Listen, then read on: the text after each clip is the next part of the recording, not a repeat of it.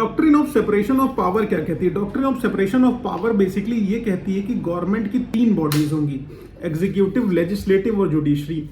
वो गवर्नमेंट का जो काम होगा वो बेसिकली 3 पार्ट्स में डिवाइडेड होगा। एग्जीक्यूटिव का क्या काम होगा कि जो भी लेजिस्लेचर ने प्रिंसिपल्स बनाए हैं उनको इंप्लीमेंट कराना। लेजिस्लेचर का क्या काम होगा?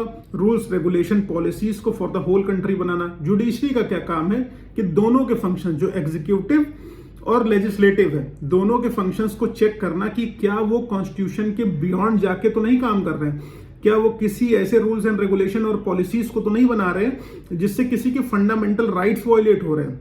ये सब काम जो है जुडिशरी का चेक करना है। तो बेसिकली अगर सेपरेशन ऑफ पावर होगा, हमारे कॉन्स्टिट्यूशन ने जो सेपरेशन ऑफ पावर का कॉन्सेप्ट दिया हुआ, सेपरेशन ऑफ पावर होने से क्या लाभ होगा? बेसिकली अगर सेपरेशन ऑफ पावर होता है तो क्या होगा कि कोई भी ऑर्गन दूसरे ऑर्गन के वर्क को परफॉर्म नहीं करेगा। पहली कंडीशन क्या होगी? कोई भी ऑर्गन दूसरे ऑर्गन के काम को परफॉर्म नहीं करेगा। लेट्स से जुडिशरी का काम है दोनों के वर्क पर सुपरवाइजेशन करना, सुपरवाइजरी एस्टेब्लिश करना। अगर जुडिशरी का काम एग्जीक्यूटिव करने लगेगा तो एनार्की फैल जाएगी ना, सब कुछ हैप्पा-हजार्डनेस में हो जाएगा। इसलिए तो क्या हो गया कि कोई भी दूसरे का काम नहीं करेगा, कोई भी ऑर्गन ऐसा काम नहीं करेगा जो उसको असाइन नहीं है, ऑथराइज नहीं है वो करने के लिए।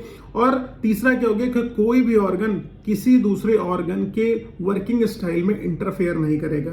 इस तरीके से हमारा सेपरेशन ऑफ पावर इफेक्टिव हो जाएगा और हमारे जो गवर्नमेंट के तीनों फॉर्म है, तीनों ऑर्गन्स बेसिकली क्या होंगे, वो काम बेहतरीन ढंग से कर पाएंगे और उससे एफिशिएंसी, इफेक्टिवनेस और प्रोडक्टिविटी हमारे कंट्री की बढ़ जाएगी और एनार्किज्म खत्म हो जाएगा, प्रॉब्लम सॉल्विंग एटीट्यूड आ जाएगा। इस तरीके से जो सेपरेशन ऑफ पावर का कॉन्सेप्ट है वो किसी भी तरीके की ओवरलैपिंग से हमें सेफ गार्ड कर लेगा, बचा लेगा। आई होप क्लियर है आपको।